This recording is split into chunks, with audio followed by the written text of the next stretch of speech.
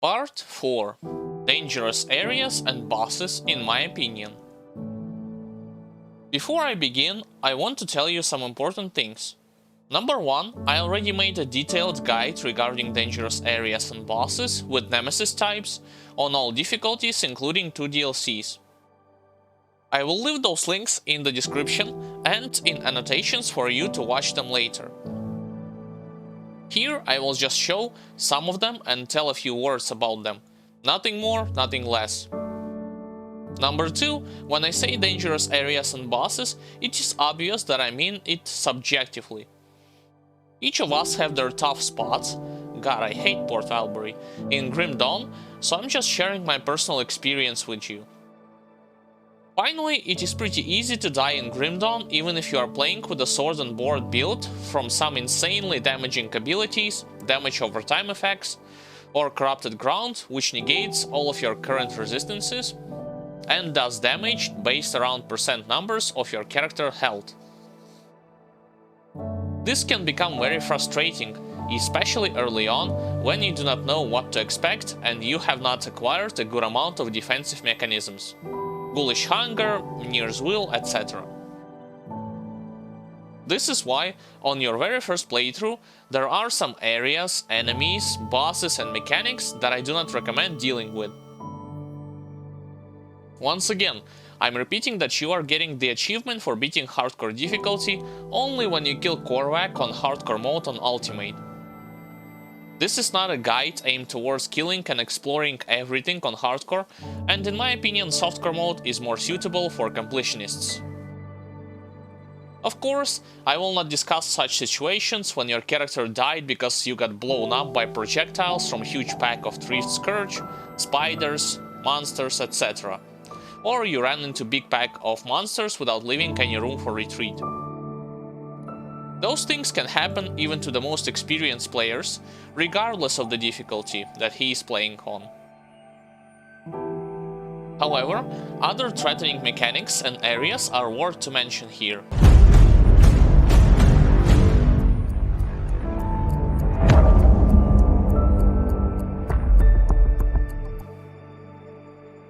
I shall start with Depraved Sanctuary on your first visit, since it can be hard to beat, especially if you do not have any vitality and chaos resistances, which is a predominant damage type that you'll be forced to take. On top of that, you can get unlucky and be forced to face multiple elite Chthonians, which are very hard to kill at this stage. Verdict: skip it on normal difficulty. Smuggler's Basin contains a very dangerous boss for all melee characters on their first visit. He can easily lower both your attack, casting and movement speed, as well as deal a ton of damage, plus he does not care about your current defensive parameters. Verdict: skip it on normal difficulty unless you are a ranged character. Immolation. An area full of corrupted ether ground which is partially locked by a gate from Black Legion. This place is infamous for how much characters have died here on hardcore, and even there are easier ways to improve reputation with them without risking to lose your progress. Verdict: skip it on all difficulties even if you accepted a quest Legion Retribution from Black Legion. Port Valbury. A second dungeon locked behind Skeleton Key Door entrance to which lies through Conflagration area. This place is full of corrupted ether ground and very tough enemies.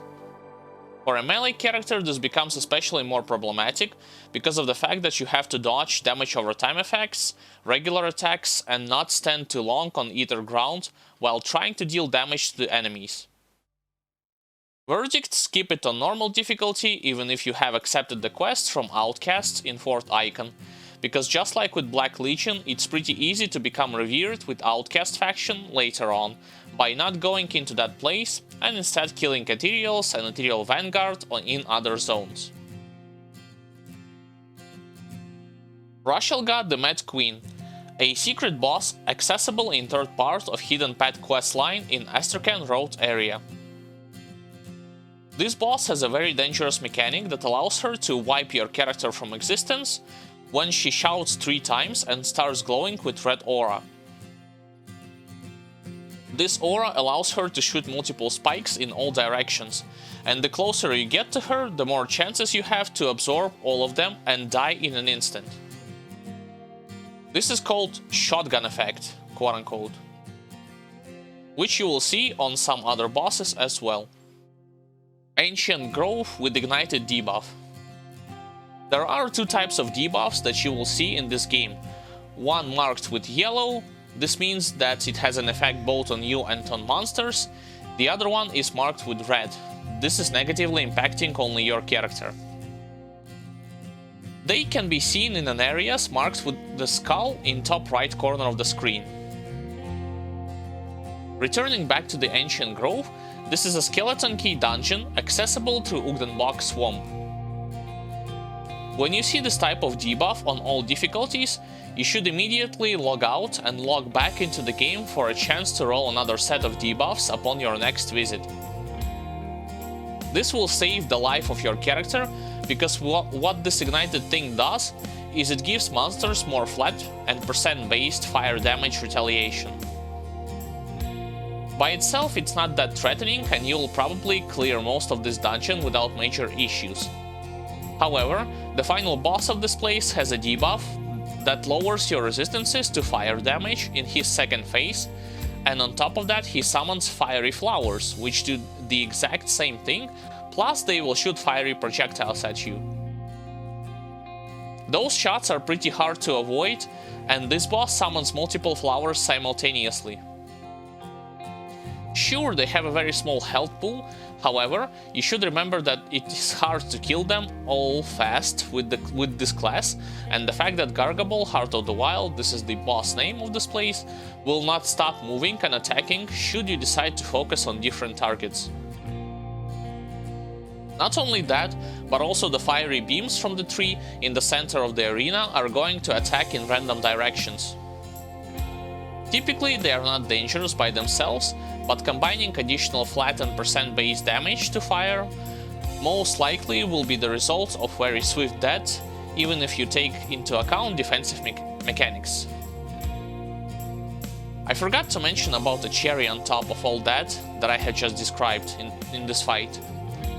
You should never ever stand inside volcanoes that this boss creates, with or without ignited debuff and your character's defensive abilities.